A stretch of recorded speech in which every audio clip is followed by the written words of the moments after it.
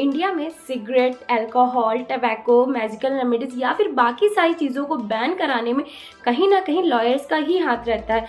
क्या आपको पता है इंडिया में लॉयर्स के पास राइट टू एडवर्टीजमेंट ही नहीं है। तो हे एवरीबॉडी, मैं हूँ आयुषी मिश्रा और आप देख रहे हैं लॉ पॉइंट। तो आज की इस वीडियो में हम कुछ इंटरेस्टिंग जानने वाले हैं, तो चलिए शुरू करते हैं। तो हम सबके पास right to health, right to education, तमाम तरीके के राइट्स हैं और जो लोग हमारे राइट्स के लिए लड़ते हैं उनके पास राइट टू एडवर्टीजमेंट ही नहीं है।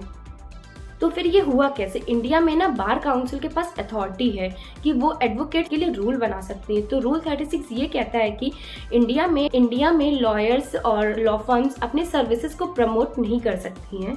तो फिर यहाँ पे आपके मन में दो सवाल उठ रहे होंगे। पहला, लीगल एडवर्टाइजिंग होती क्या है, और दूसरा कि इसमें क्या क्या प्रोहिबिटेड है। तो पहला, लीगल एडवर्टाइजिंग क्या होता है? सिंपली ये होता है कि अपने क्लाइंट्स को अट्रैक्ट करने के लिए अपनी सर्विसेज को प्रमोट करना डिफरेंट तरीकों से, प्रिंट मीडिया के थ्रू, न्यूज़ के थ्रू, ऑनलाइन एड्स के जरिए। दूसरा, इसमें क्या क्या प्रोहिबिटेड है? तो इसमें 3 चीज़ें प्रोहिबिटेड है।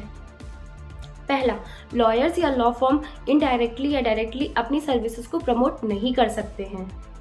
दूसरा, अगर कोई एडवोकेट किसी केस में इन्वॉल्व है तो वो उस केस को लेकर के न्यूज़पेपर में अपनी फोटो के साथ कोई भी इंस्पायरिंग कमेंट नहीं दे सकता है।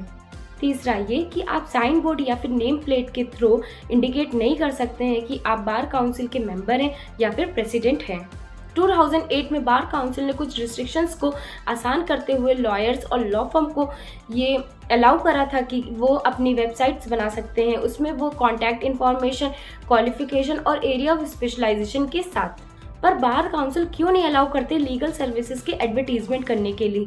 पहला, legal profession is a noble profession, not a business और ट्रेड। इसमें इनका मेन फोकस होता है कि अपने क्लाइंट्स को जस्टिस दिलाना। दूसरा, if advertising will allowed then unhealthy competition which leads to unfair practices. तीसरा, एडवर्टाइजिंग एक्सपेंडिचर्स में leads to inappropriate fee hikes. चौथा, big law firms can exploit small law firms. तो इन सब रीजन की वजह से लीगल एडवर्टीजमेंट अलाउड नहीं है। तो अगर आपने मेरी वीडियो यहाँ तक देख ही ली है तो प्लीज चैनल को सब्सक्राइब करके जाना और मेरी वीडियो को लाइक करके जाना। Bye bye.